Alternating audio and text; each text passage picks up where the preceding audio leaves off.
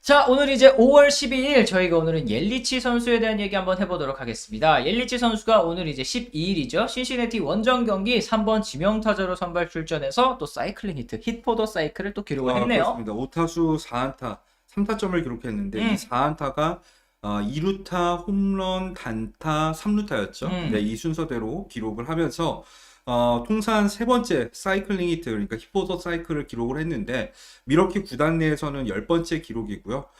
구단 8, 9회도 모두 옐리치였습니다. 그리고 이 세 번의 노히트는 모두 신시내티 상대로 나왔어요. 지금 저희가 이제 채팅창 아까 이제 라이브를 통해서 좀 볼 때 신시내티는 죽은 사람도 살리는 보약팀이다. 뭐 이런 얘기도 또 했었고 김하성 선수도 사실은 성적 많이 올리지 않았습니까? 그렇죠. 그렇기 때문에 조금 가려봐야 되는 게 아니냐? 그래도 성적은 끝까지 남습니다. 신시내티를 상대로 또 세 번의 이 사이클링 히트를 또 기록한 옐리치 근데 선수인데 이제 세 번 이상 사이클링 히트를 기록한 것 자체가 메이저리그 공동 1위의 기록이고요. 당연히 히포더 사이클 한 팀한테 기록한 거는 옐리치가 최초입니다. 그러니까 특정 팀 상대 세 번의 사이클링 히트가 또 최초다라는 네. 말씀 또 전해드리도록 하겠습니다. 그렇습니다. 그리고 이 커리어 통산 히포더 사이클 세 번은 옐리치를 포함해서 6명이 있었죠. 네.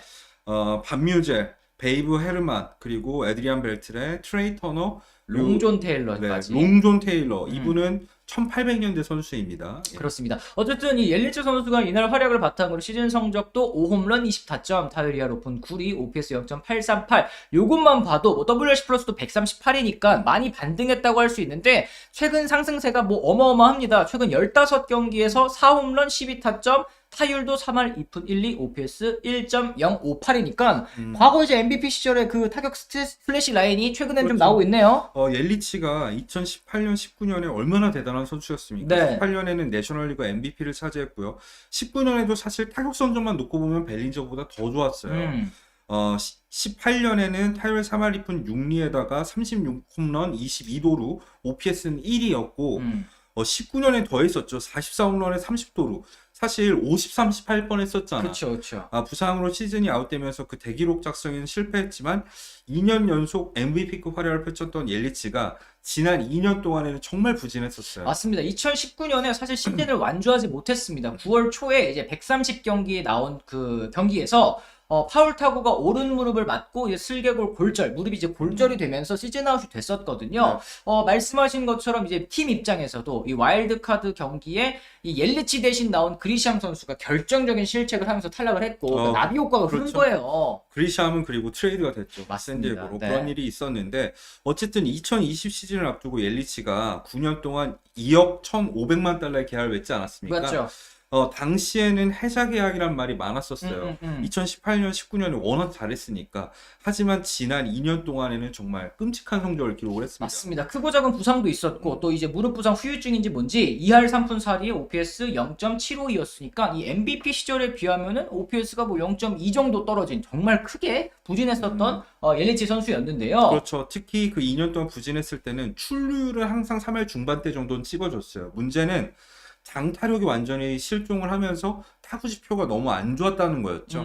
하지만 올 시즌 옐리치의 타구지표는 굉장히 좋습니다. 그러니까 그때 2년 동안의 부진이 사실 두 가지 원인으로 또 꼽아지긴 했었습니다. 이제 무릎 부상의 여파다, 혹은 이제 019 반발력이 조정되면서 이제 잡아당겨서 히팅 포인트를 앞에다 두고 치는 선수들이 단체로 좀 장타력이 하락했다라는 이제 분석들이 있었는데 이건 좀 어떻게 보십니까? 뭐 그런 영향도 당연히 있었겠지만 사실 무릎 부상 때문에 이제 타구의 힘을 싣지 못하는 게 가장 큰 이유였다고 저는 생각을 하고 있었습니다. 맞습니다. 올 시즌은 좀 무릎 부상의 여파에서 좀 벗어난 듯한 모습인 것 그렇죠. 같고. 옐리치 스스로도 올 시즌 건강에 대해서 자신감을 표현하기도 했었죠. 네, 이제 몸 건강도 많이 좋아진 옐리치지만 이 멘탈적인 부분에 있어서도 조금 나아진 부분이 있는 것 같아요. 이제 팀 동료인 아다메스 선수가 시즌 초반에 옐리치가 야구를 그냥 즐기면 좋겠다라는 이제 인터뷰를 했었거든요. 그렇죠. 매 시즌 이제 자신의 기대만큼 될 수가 없기 때문에 그라운드에 와가지고 그냥 야구를 즐기는 모습, 부담을 내려놓고 열심히 하는 모습 보여주면 다시 예전에 옐리치처럼 돌아갈 수 있을 것이다라는 얘기를 했고, 옐리치도 거기에서 이제 다른 시즌처럼 지난 시즌은 재밌지 않았었다. 내 자신한테는 당연히 실망스러웠다. 뭐 이런 얘기를 했으니까 아무래도 장기 대형 계약을 맺으면서 좀 마음의 부담감도 심했었던 것 같습니다. 맞습니다. 예. 옐리치 선수는 어쨌든 이 타구 지표로 봤을 때도 지금 반등이 거의 뭐 유력해 보이는 예상이 되는 그런 선수 중에 하나인데 그렇죠. 저희가 시즌 초반에 사실 이제 옐리치 선수와 함께 그동안 2년 동안 부진을 겪었었던 벨린저 또 살아나고 있는 것 같다 말씀을 드렸는데 어느새 다시 보니까 죽었어요. 2할 6리에다가 OPS 0.669니까 죽었다니 멀쩡히 살아 있어요. 타격 성적이 죽었다고요. 네. 뜨거운 이제 타격 페이스가 죽고 말았습니다. OPS 0.669까지 떨어졌어요. 14경기 연속 무홈런인데 역시 약점으로 지적받았던 페스티벌 공략에 다시 한번 또 실패를 하고 있는 모습입니다. 제가 이때 당시에도 말씀을 드렸을 거예요. 옐리치가 몸쪽 하이패스볼은 여전히 못 친다. 다만 커트는 하고 있다. 그러면서 낮은 쪽 실투를 노려서 홈런을 만들고 있는데 이게 결국에는 이 상대 투수들이 이 약점을 계속 집요하게 공략하다 보면은 조정기가 찾아올 것이다 말씀을 드렸는데 이 정도로 무너질 줄 몰라요. 조정기가 너무 세게 오는 거 아닙니까? 너무 세게 와요. 너무 개미 털기 심한데. 근데 벨린저 같은 경우에는 잘할 땐 너무 잘하는데 못할 땐 극단적으로 못하는 선수인 것 같아요. 슬럼프가 좀 길죠. 슬럼프가 상당히 긴 유형의 선수인 것 같습니다. 맞습니다. 어쨌든 오늘 이제 미러키 같은 경우에는 이 옐리치 선수의 활약에도 팀은 11대 14로 신시내티에 또 패배를 했습니다. 이제 지구 선두를 달리고 있는 팀이 또 이제 일격을 맞았네요. 신시내티가 최근에 이 타격 성적들이 굉장히 좋거든요. 그래서 미러키전까지 해가지고 2번 연속 위닝 시리즈를 거두고 있는데 네.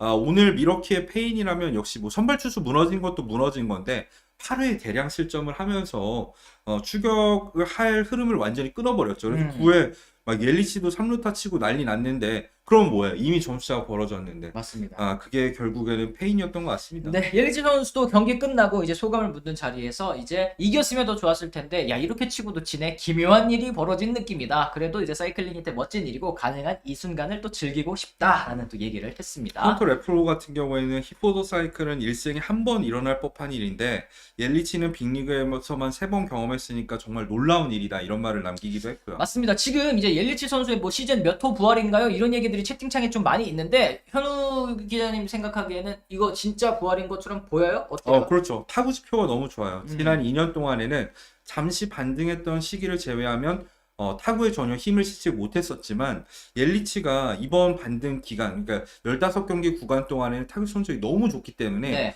모든 지표면에서 옐리치는 이제 반등했다라는 걸 보여주고 있는 것 같고 옐리치나 미러키 입장에서 정말 다행인 거는 계약 자체는 2020년에 하긴 했지만 연봉이 갑자기 뛰는 시기가 올해부터거든요. 2,600만 달러로 뛰는 게 올해부터예요. 그렇죠. 그 전에 2년 동안에는 사실 마이애미 때 맺어놨던 연장 계약, 그러니까 노예 계약이 유지되는 기간이었던 거거든요. 옐리치가 올해부터 딱 밥값을 하면 미러키의 기대에 딱 부응하는, 그러니까 돈값대로 움직이는 타자가 되는 거죠. 그렇습니다. 2,600만 달러를 받는 올 시즌은 2,600만 달러만큼 하겠다라는 그렇죠. 이제 선언인 건지 어쨌든 이제 옐리치 선수의 시즌 끝까지의 활약을 좀 기대해 보도록 하겠고요. 반면에 이제 벨린저 같은 경우에는 아직 못 먹었잖아요. 열심히 하려면 이제 1,700만 달러 갖고 되겠어? 지금 힘들어. 장기 계약 해야 되는데 벨린저 선수는 또 다시 이 페스티벌 공략에 지금 어려움을 겪고 있는 모습, 어떻게 또 타개를 해야 될지 이 MVP 경쟁을 같이 했었던 선수들이 동반 또 살아나면서 동반 부활하면서 또 다시 열기를 좀 이끌어 갔으면 좋겠다라는 생각이 좀 들었습니다.